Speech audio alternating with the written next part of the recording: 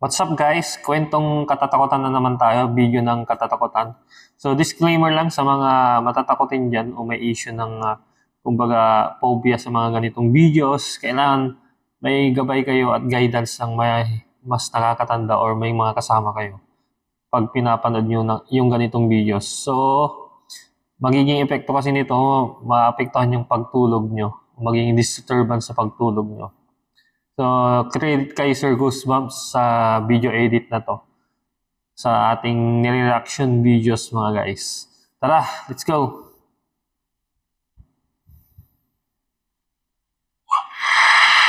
Si Cairo Leon ay isang content creator mula Indonesia. Nagpupunta siya.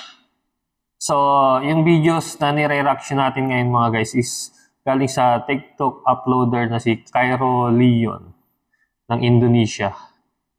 Let's go. Sa iba't ibang lugar sa Asia at nakafocus siya sa paggawa ng mga contents tungkol sa vacation, staycation, Staycation at pagkain videos. ng iba't ibang hotels. Usually, mag-isa lang siya tuwing nagta-travel siya.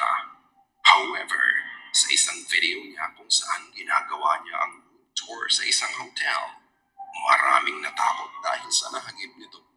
So, ganitong mga videos mga guys, yung mga ganitong uploader is talagang legit yan guys na hindi talaga yan edited or scripted kasi ano yan, ang ina-upload ng mga to is yung mga staycation, mga hotel, mga amenities ng mga mga resort ganyan mga guys. Tapos yung mga experience nila sa location ng mga tourist spots ganyan. Mga staycation mga guys, mga vacation. So, hindi pwedeng gagawa sila ng kalokohan kasi masisira yung imahe ng isang lugar na pinifeature ng mga uploader na to. Tuloy natin. Kakaiba sa video. Yan o. Mahirap pag first time mo. First time mo sa isang lugar. Hindi mo kabisado kung anong history niyan. Ayun. Ay. May nakita ako guys na parang tumakbo, mabilis. Kinilabutan ako. Tumas yung balahibo ko.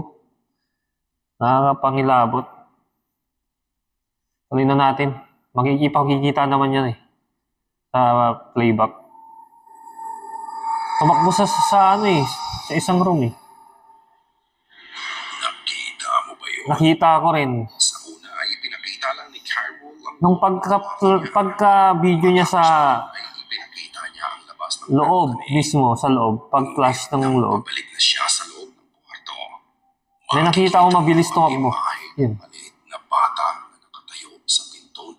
Yun guys, nakakilabot. Bata nga guys. Bata yung nakuhanan mga guys, Nakakilabot. Tuloy na natin. Yun nakita ko rin kahit mabilis. Banyo. At mabilis itong nagpunta sa loob nito. Ang imahe ay nakasuot Yan, ng puti at mahabang damit. Yan mga guys, makikita mo yung bata talaga na mahaba yung damit. Yung mukha hindi masyadong malinaw kasi malayo. Mas mabilis. Ngunit hindi malinaw ang mukha nito. Di ba? Hindi Nakita ito ni Cairo, ngunit nang silipin niya ang loob ng banyo, ang bata ay tila naglamon.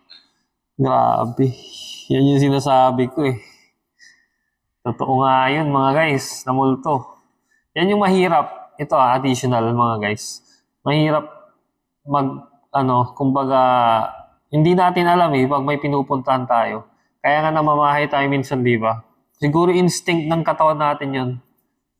Defense mechanism ng katawan natin yun na may kakaiba sa lugar na yun. Yung hindi ka makatulog, namamahay ka, baka mayroong kakaiba sa lugar na yun. Hindi sa lahat Pero